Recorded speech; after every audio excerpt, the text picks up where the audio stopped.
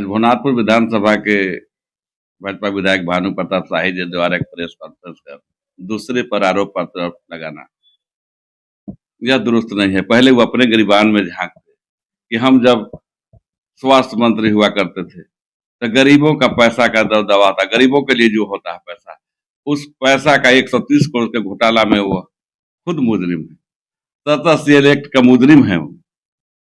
इतना ही नहीं, ईडी के द्वारा उनके संपत्ति को भी जब्त किया गया है, कुर्क किया गया है। इसके बावजूद भी पैसा कहाँ पकड़ाया है, पैसा किसका है, पैसा का जांच कौन कर रहा है? या तो पैसा जिसका पकड़ा है जवाब वह देगा कि पैसा हमारा कहाँ से आया है, या जो जांच कर रहा है वह उसका पता लगाएगा कि पैसा किसका है। लेकिन इनका कहना पहले ही अपना गिरबान में झांकते, आज जेल जाने के डर से यह खुद भाजपा पार्टी में चले गए।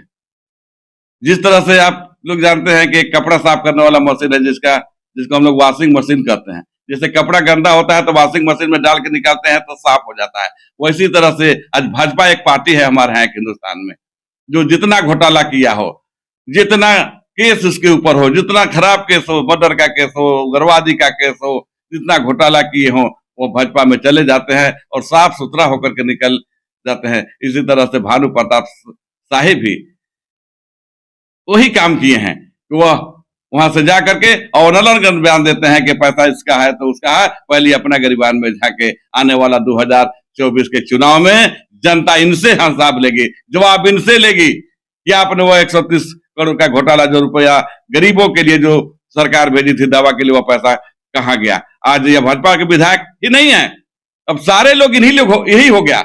ईडी का काम यही करेंगे, सीबीआई का काम यही करेंगे और इनकम टैक्स अफसर का भी काम यही करेंगे। अब सारा चीज यही हो गए, अब दूसरे को काम नहीं है। ईडी भी का भी काम अब संभालेंगे, चुनाव आयोग भी अब इनका काम संभालेंगे और इनकम टैक्स का भी काम यही संभालेंगे। इसलिए मैं भानु प्रताप शाही जिसे कहना चाहूंगा कि पहले आप अपने गिरबान में झांके, इसके बाद दूसरे के ऊपर इस तरह का अक्षर ना लगाए। जो जैसा करेगा उसका सजा वह पाएगा।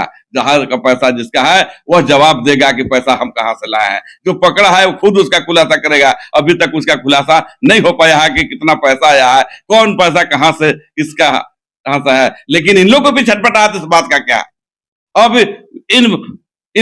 इन भाजपाइयों को अब विकास के काम से मतलब नहीं रहता है कि अगर विकास का काम हो रहा है तो इन लोगों को उसको किस तरह से उलझा देवे, किस तरह से आपस में लड़ा देवे। सिर्फ यही काम इन लोगों का बच गया है, चाहे भाई भाई में नफरत पैदा कर दे, हिंदू मुसलमान की बात करें, मंदिर मस्जिद का बात करें, हिंदुस्तान पाकिस्तान का बात करें। जनता जान चुकी है, अब आने वाला 2024 के चुनाव में जनता आपसे हिसाब लेगी और आपसे पूछेगी कि आप इस बात को कहने लायक भी जनता आपको छोड़ेगी कि नहीं, आप विधानसभा पहुंच पाएंगे कि नहीं, जनता हिसाब लेगी। इसके बाद आपसे जनता पूछेगी। लेकिन इस तरह का बयानबाजी करना इनके लिए उचित नहीं है।